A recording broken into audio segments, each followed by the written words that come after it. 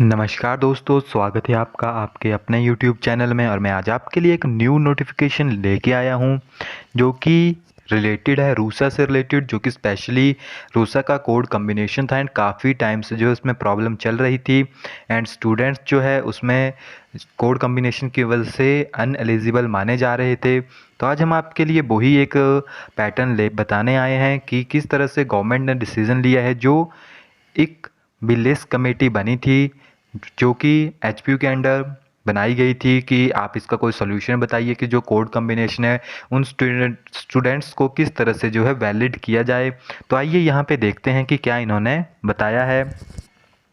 एक village committee में सिफारिशें मंजूर, यानी जो इस कमेटी की सिफारिशें थी वो मंजूर हो चुकी है। होगी शिक्षकों की भर्ती, किसी स्काई के 2 विषयों पढ़ने वाले भी माने जाएंगे पात्र।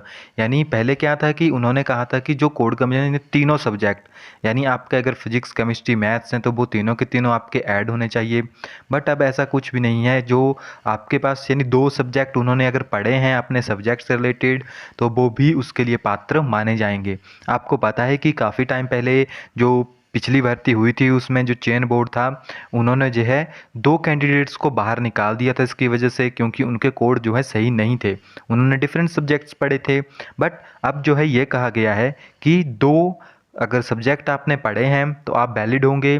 यानी अगर किसी ने अपने सब्जेक्ट से रिलेटेड 2 सब्जेक्ट जो हैं अपने टॉपिक से रिलेटेड, अपने सब्जेक्ट से रिलेटेड, अपने स्ट्रीम से रिलेटेड पढ़े हैं तो वो भी टीजीटी के लिए अब एलिजिबल हैं। तो यही जो है इस कमेटी की सिफारिश आई है। तो यहाँ पे काफ़ी ज़्यादा विवाद चल रहा था। इस पूरी की पूरी जो आपके पास सिस्टम है ये इसमें यही बताया गया था कि वैलिड नहीं है। बट अब जो कमेटी बनी थी उसके थ्रू ये नोटिफिकेशन आ गई है कि वैलिड है। एंड यहाँ पे देखिए नीचे एक लिखा गया है कि राष्ट्रीय उच्चतर शिक्षा अभियान के तहत यानी रूसा के तहत 2013 से 16 के बीच जिन विद्यार्थियों ने डिग्री की और उन्हें कर्मचारी चयन आयोग हमीरपुर में अपात्र माना था, यानी जो जिन्होंने उसमें डिग्री की थी उनको अपात्र माना था। सब्जेक्ट कॉम्बिनेशन सही ना होने के चलते 2 अभ्यर्थियों को साक्षात्कार में बाहर निकाल दिया था।